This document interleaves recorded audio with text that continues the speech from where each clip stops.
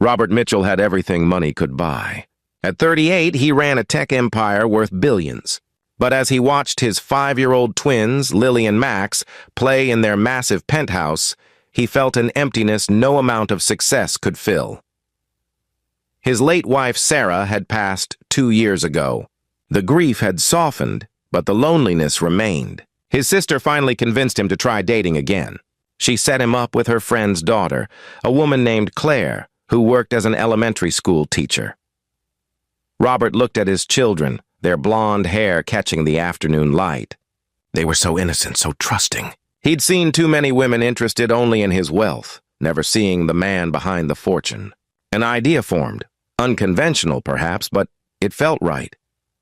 "How would you two like to meet a new friend?" he asked them. The twins nodded eagerly. Robert made a decision. He would meet Claire as just another single father, nothing more. He borrowed his brother's modest Honda, traded his designer suit for jeans and a simple sweater. He picked a casual cafe in a quiet neighborhood, far from his usual haunts. When Saturday arrived, Robert felt nervous in a way no business deal had ever made him. He held Lily's hand on one side, Max's on the other, as they entered the cafe. Claire was already there. She was 32 with kind eyes and a genuine smile. She wore a simple floral dress, nothing fancy. When she saw the children, her face lit up with authentic warmth. "You must be Lily and Max," she said, kneeling down to their level. "I'm Claire. I've been looking forward to meeting you." Robert watched carefully. This was the test. Many women had pretended to like his children to get to his wallet, but something in Claire's manner seemed different. They sat together, ordered simple sandwiches and lemonade. Claire didn't try to impress. She just talked, really talked, to the children. She asked about their favorite books, their toys, what made them laugh. She listened to their answers as if they were the most important things in the world. Max spilled his juice. Robert started to call for the server, but Claire was already there with napkins, cleaning it up without fuss. "Don't worry, sweetheart," she said gently. "Accidents happen. I spill things all the time." Max smiled, his anxiety melting away. As the afternoon wore on, Robert found himself relaxing too. Claire asked about his work. He said he did computer stuff, keeping it vague.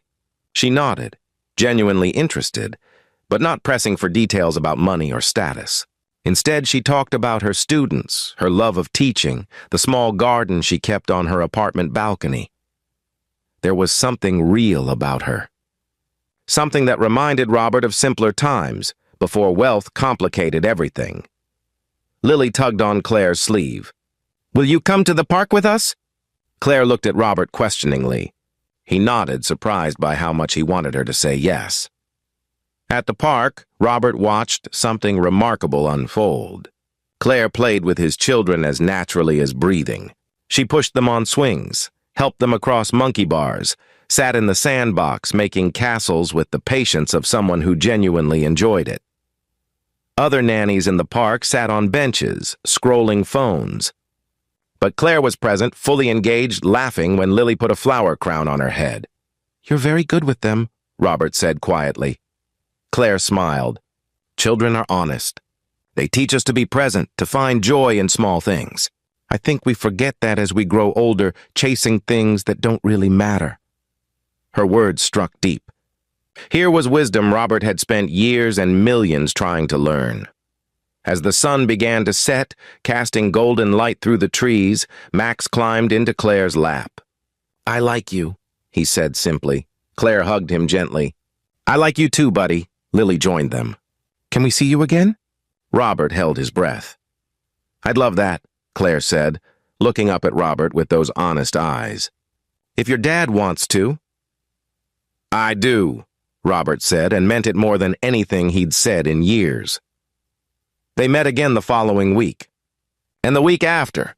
Each time Claire arrived with small, thoughtful gifts, a book for Lily, a toy car for Max, nothing expensive, just meaningful. She never asked about Robert's finances, his home, his prospects. She seemed content with who he was, or who she thought he was. Robert felt guilt beginning to weigh on him. This deception, even with good intentions, felt wrong. Claire deserved the truth. One evening, after the children were with his sister, Robert invited Claire to dinner. A nicer restaurant this time, though still modest by his standards. "Claire," he began, his heart pounding.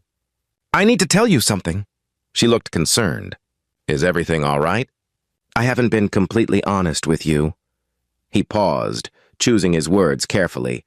"I do work with computers, but I'm actually the CEO of Mitchell Technologies. I have significant means. I wasn't truthful because I needed to know if someone could care about me and my children for who we are, not what we have." He waited for anger, for accusations of manipulation. Instead, Claire was quiet for a long moment. Then she reached across the table and took his hand. "Robert," she said gently, "I wondered. Your watch, though simple, was expensive. The way you carry yourself. Small things gave you away," she smiled. "But it didn't matter to me. Rich or poor, you're a devoted father who loves his children. That's what I saw. That's what mattered." Robert felt tears threatening. "You knew?" "I suspected. But I also knew you had your reasons. Everyone carries wounds. I understood you were protecting your heart and theirs." She squeezed his hand. "The real question is, who are you really? That's what I've been discovering." In that moment, Robert understood he'd found something precious. Not someone impressed by his success, but someone who saw through it to the man beneath. 6 months later, Claire moved into their home. Not the penthouse, Robert sold it. They bought a house with a yard where children could play and flowers could grow. The twins called her Mom within a year. Claire never asked them to. It just happened, naturally, the way real love does. Robert learned that his test had revealed more about himself than about Claire.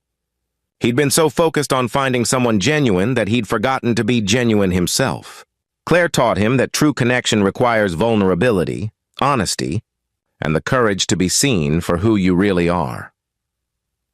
Sometimes the greatest wealth isn't what we accumulate, but what we're brave enough to share.